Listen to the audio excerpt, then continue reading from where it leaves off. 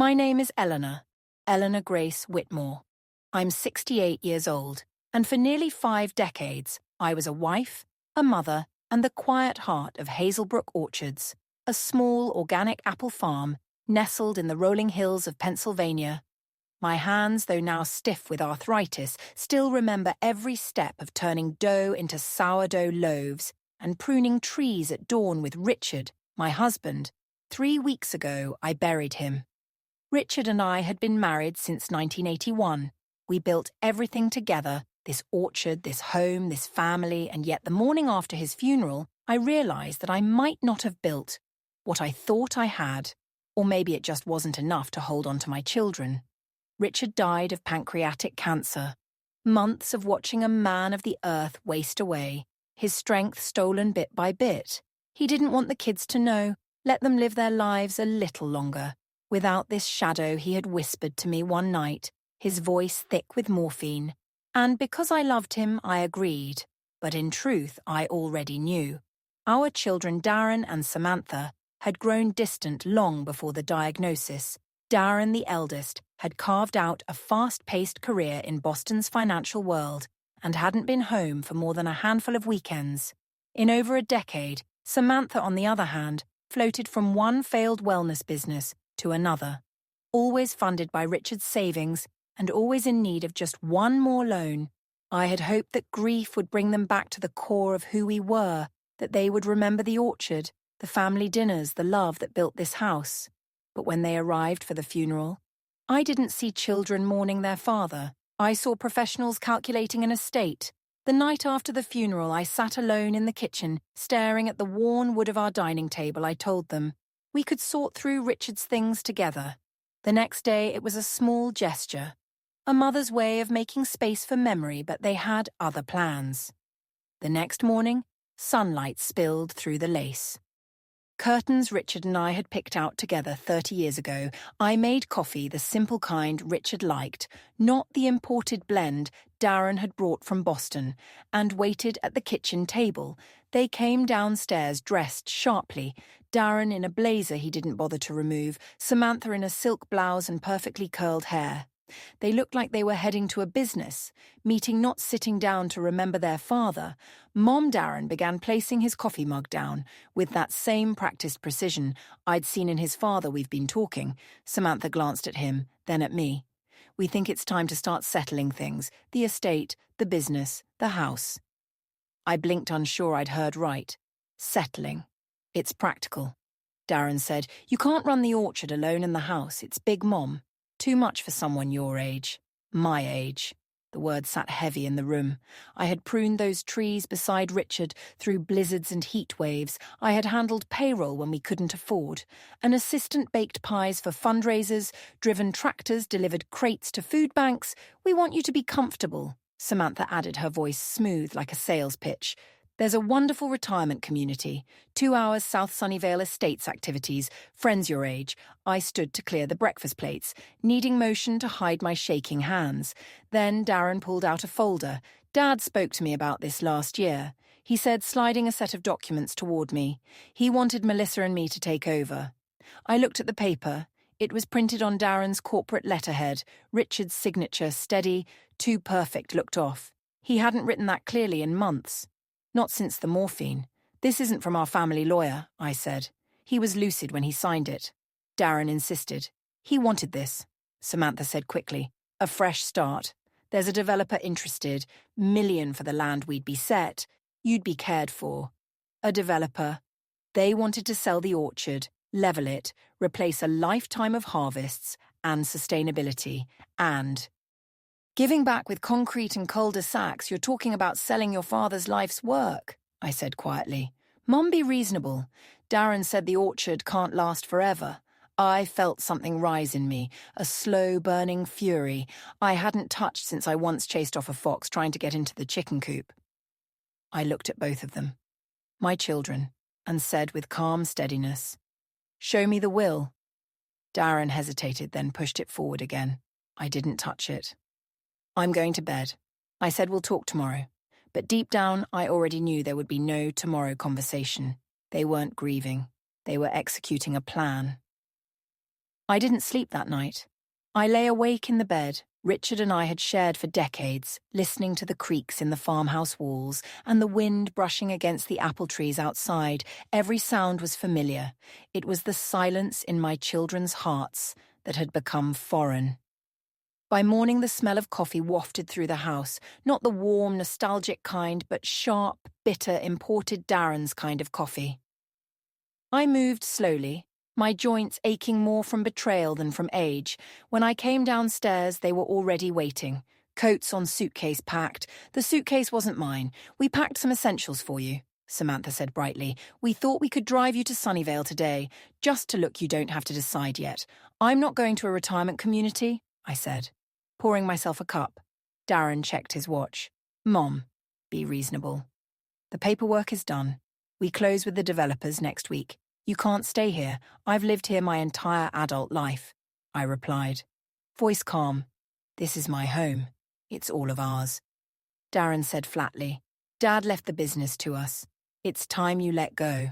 I stared at him, and for the first time I truly saw him, not as the boy who once followed Richard through the orchards, asking about bees and frost, but as a stranger, a man who viewed me as a liability to be managed. I need my medication, I said, stepping away, and I'd like to grab some family photos, Samanti. Ha nodded, visibly relieved. Take whatever personal items you want. We'll ship the rest upstairs. I didn't cry. I gathered my pills, but also something they didn't know existed behind a panel in the medicine cabinet, installed back in the 80s. When Richard worried about burglars, I retrieved my passport and birth certificate. In the closet, I reached behind his old flannel shirts and pulled out a small fireproof box. It was heavy. It held something more powerful than sentiment. A deed, the original deed to 20 acres of land, purchased in my maiden name before marriage, land with water rights, land essential to any future development. When I returned downstairs, my purse was heavier, but my heart lighter. Ready, Darren asked. Sure, I said, allowing Samantha to take my arm. I let them believe I was defeated. We drove past the fields just beginning to bloom, past the elementary school where I volunteered, past the library where I read to children. But instead of taking the highway towards Sunnyvale, Darren veered onto a remote county road. 20 minutes later, he pulled onto a gravel shoulder beside an empty field. This is where you get off, Mom, he said, as casually as if he were announcing a stoplight. The house and business are ours now. Samantha's smile faltered. Darren, what she'll contest the will make scenes. This is cleaner, she has clothes. Her meds, there's a gas station 5 miles up. He opened my door, and just like that, they left me standing on the side of a road with nothing, or so they thought. The car disappeared down the road, leaving a cloud of dust and the smell of betrayal. I stood still, the wind tugging at my coat, clutching the small suitcase they had packed for me. I wasn't afraid I wasn't broken. I was free. I began to walk not toward the gas station Darren had so generously mentioned, but toward town, toward my next move. My flats weren't made for gravel roads, and the early spring sun was already warming the back of my neck. But with every step, my purpose solidified. In my purse was everything. I needed my ID, my passport, my medication, and most importantly, the original deed to 20 acres of prime orchard land, land that Darren and Samantha didn't know existed, land I had purchased in my own name before Richard and I married. It was a precaution back then, just in case the business didn't survive. Richard had called it our just-in-case safety net. Now it was my lifeline. Those 20 acres weren't just any land.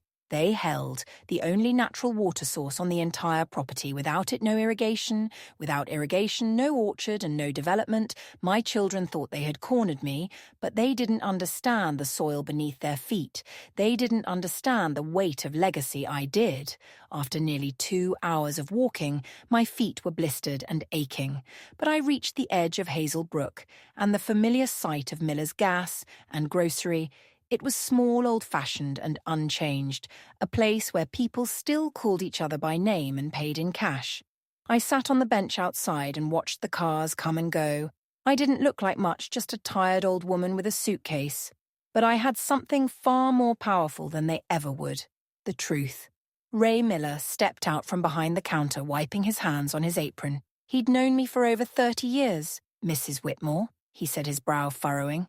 You all right? You look a little pale. Just resting, Ray. Been a long day, I said. He looked at the suitcase beside me, then back at me with concern. Real sorry about Richard. He was a good man. Yes, I nodded. Yes, he was. He hesitated, then asked gently, You need to use the phone. If it's not too much trouble. He led me inside, past the shelves of canned peaches and discount cereal, to a small office in the back. I dialed the number from memory. Our family lawyer, Harold Jennings. Naomi, he answered on the first ring. Surprised, I've been trying to reach you. I expected you at the will reading. My grip tightened on the receiver. What reading? There was a pause. Darren presented a will. I had concerns it didn't mar. Shh, the file. Your husband and I updated last year. I need your help, I said, my voice clear and your discretion. You have both my office, 1 hour. I hung up and turned to Ray. Do you sell prepaid phones? He nodded. A few want one. Yes. And a bottle of water. He refused to take my money on the house. Mrs. Whitmore, you need anything else? You just say the word. His kindness nearly undid me, but I didn't cry when I buried Richard, and I wouldn't cry now. I had work to do, and I wasn't finished yet. Harold Jennings' office was on the second floor of an old Victorian house on Main Street, just across from the town library. He'd been our lawyer for over 30 years. Harold was the kind of man who wore sweater vests. Without irony and still believed in handshakes, his secretary Helen gasped softly when she saw me. Mrs. Whitmore. Mr. Jennings is expecting you. Would you like a glass of water, coffee? I'm fine. Thank you, I said. Harold met me at the door to his office. He hadn't aged much since Richard's last visit, just a bit more stooped perhaps, but his eyes were sharp, alert. Naomi, he said, not leading me to the desk, but instead to a pair of leather chairs beside the window. He sat across from me, his expression serious. Tell me everything. So I did. I told him about the funeral, the fake will, the boardroom-like discussion in our kitchen, the drive, the roadside abandonment, every detail. He didn't interrupt. He just listened, occasionally nodding, his face growing darker by the minute. When I finished, I reached into my purse and removed the fireproof box. From it, I pulled the original deed to the 20 acres, the land Richard and I had quietly set aside decades ago. In my name, Harold examined the document with a reverent sort of silence. This is gold, Naomi. This isn't just land, this is leverage with the water rights and the zoning. The developer can't touch anything without this. I know. He leaned back, tapping the edge of the deed thoughtfully, the will Darren submitted. It's a forgery. I had my suspicions when I saw it all. Her signature. It was too clean, too smooth for a man under hospice care. I knew it wasn't Richard's. We'll challenge it, Harold said. But that takes time, meanwhile. We use this. He held up the deed. You still have legal ownership of the most critical piece of the land. They can't move forward with the sale without your consent. I want my home back, I said quietly. And I want them to understand what they've done. Harold nodded. Then we'll make them understand. First, I'll draft a letter to the developer. They need to be made aware that the property is not what they were promised. Will they back out if they're smart? Developers don't like lawsuits, and they certainly don't like incomplete land rights. He stood suddenly purposeful. I also know a judge in district court. We can get a motion filed to freeze the sale until the matter is resolved. I looked out the window across the street, where a young couple was walking hand in hand, unaware of the quiet storm beginning in this small office. I don't want revenge, Harold.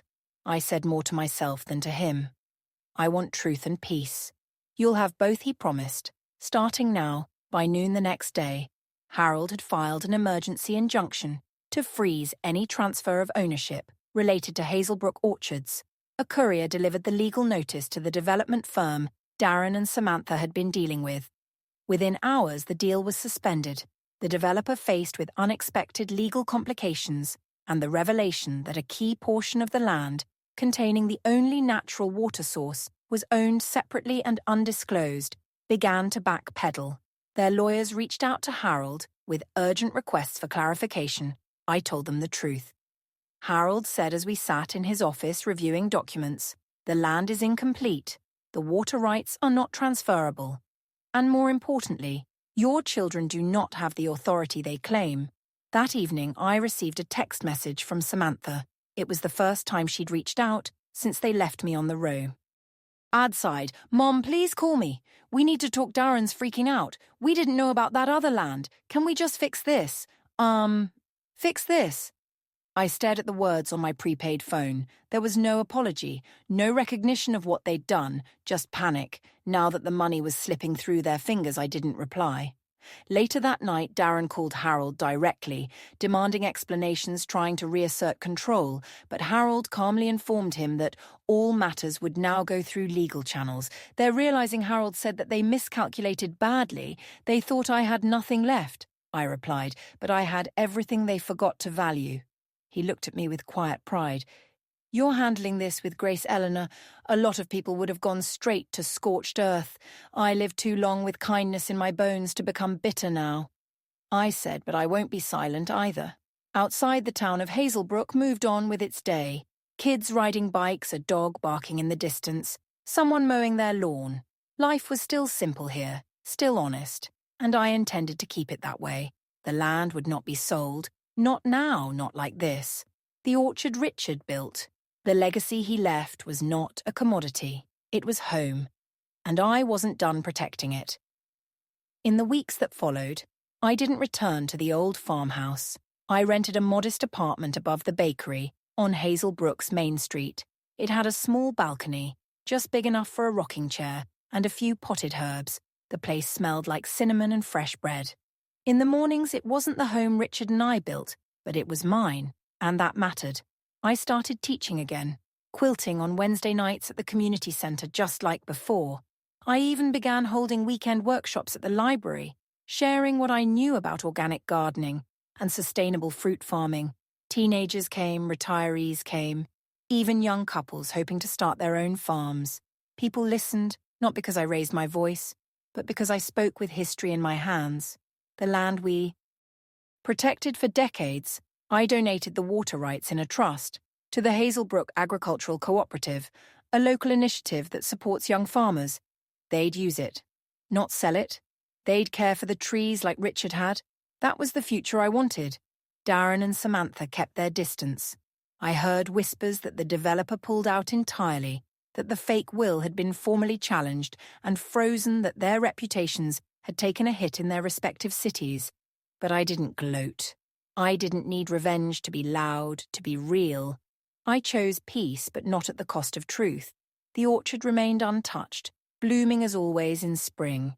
And every time I passed by it on my walks, I smiled not with bitterness, but with the quiet strength of a woman who had reclaimed not just her land, but her voice. They had underestimated me, but I had finally remembered who I was. I often think back to that moment on the gravel road, standing alone with a suitcase I didn't pack, watching my own children drive away without a second glance. It should have broken me, but it didn't, because in that silence I finally heard the truth I had ignored for years.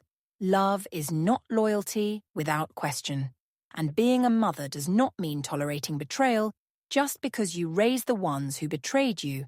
Darren and Samantha believed they could erase me, that because I was older, grieving alone, I wouldn't fight back, that I had no choice but to hand over everything. But they forgot something. Before I was a wife, a mother, a widow, I was Eleanor Grace, a woman who built something with her hands, her heart, and her mind. And I had never needed to scream to be strong. What they saw as weakness, my silence, my trust, my love, was actually the very power that protected me. If you're listening to this, and you've ever been cast aside, underestimated, or treated like a footnote in your own life, I want you to hear this. Your strength isn't in how loud you fight, it's in how well you know what you stand for. And when you stand your ground, and quietly, it echoes louder than any betrayal. My orchard still stands, my name is still on the deed, and my life, it's mine again. So to anyone who's ever been told, this is where you get off, I say walk if you must, but don't leave your worth behind. There is a certain kind of woman the world misunderstands, the quiet one, the steady one, the woman who builds and tends and forgives until her own hands ache. People mistake her gentleness for surrender, her silence for weakness. But Eleanor Grace Whitmore reminds us that silence is not submission. It's patience, the deep-grounded kind that waits for truth to bloom. When her own children tried to uproot everything she'd grown, she didn't shout, she didn't curse, and she didn't crumble. She simply remembered who she was, a woman who had built a legacy from the earth itself. Strength doesn't always roar. Sometimes it stands barefoot on gravel roads, holding nothing but dignity, and still walks forward. Eleanor didn't seek revenge, she chose peace with power, and in doing so she became what every woman deserves to be, unshakable. So if life ever tells you, this is where you get off, remember Eleanor, and keep walking, because no one can evict you from your own worth. Thank you for watching this video. Share your thoughts in the comments. I truly value every story and every voice. Don't forget to subscribe to Tears and Strength and share this video with your friends.